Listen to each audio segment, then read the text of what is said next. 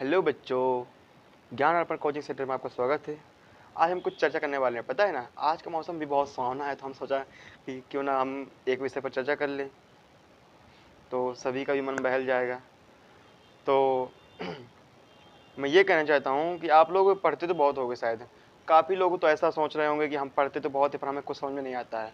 बहुत से लोग ऐसे हैं जो 24 घंटे में 16 घंटे पढ़ते हैं, होता ही नहीं होता है, पर किसी को कुछ समझ में नहीं आता है। ऐसे बहुत से लोग होते हैं, ठीक है। तो हम क्या करते हैं, हम तुम्हें बताते हैं कि बेटा पढ़ना कैसे है। हर चीज़ यानी हर विषय का पढ़ने का तरीका अलग अलग होता है। जैसे कि हम कोई टॉपिक लेते हैं, ठीक है, तो आप सोचते होगे कि हम पढ़ते हैं पर समझ में नहीं आता है, तो आप क्या करते हैं, उस टॉपिक को बार बार पढ़ते हैं। बल्कि पढ़ना नहीं है बच्चा, पढ़ने के साथ साथ उसको चिंतन और मनन भी करना है। जैसे हमने कोई टॉपिक लिया, क्या लिया, कोई टॉपिक लिया, उस टॉपिक को हमने पढ़ तो लिया हमने शायद, ठीक है, बस पढ़ना वढ़ना ही ज़रूरी होता है, उसको समझना और सोचना भी ज़रूरी होता है। तो हमें वही टॉपिक लेना है, उसे क्या करना है, पढ़ना है। हमने पढ़ लिया, ठीक है, हमने कोई चीज़ पढ़ ली। जैसे मान लीजिए हमने कोई टॉपिक पर चर्चा किया, हमने उसे पढ़ाया। आप लोग सुन बल लेते हो, सुनना जरूरी नहीं होता है, बल्कि उसे मनन भी करना चाहिए और चिंतन करना चाहिए। थोड़ा देर के लिए क्या करना है, उस टॉपिक को पढ़िए, अच्छे से समझिए, समझने के बाद उसे टॉपिक को बंद कर दीजिए।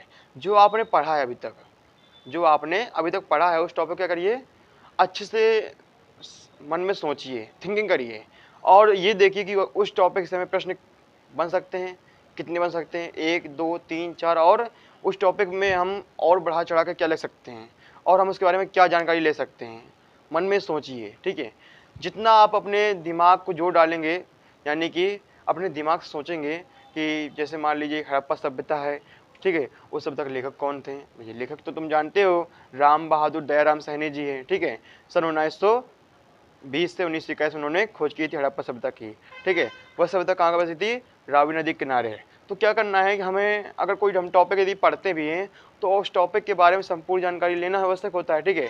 जैसे हमने कोई टॉपिक लिया, उसे पढ़ा, ठीक है, हमने तो वो टॉपिक पढ़ लिया।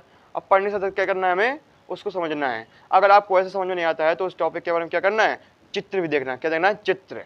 जब आप उसके बारे में चित्र देख लोगे, क्या होता है कि हम लोग बहुत सारी क्या करते हैं, मूवी देखते हैं, क्या करते हैं, मूवी देखते हैं। हमें वो मूवी का हर पार्ट याद रहता है, ठीक है, पर हमें अपना पढ़ा हुआ याद क्यों नहीं रहता है, क्योंकि उस मूवी को आप बड़े ही दिमाग से, यानी पूरा फोकस आपका मूवी पर रहता है।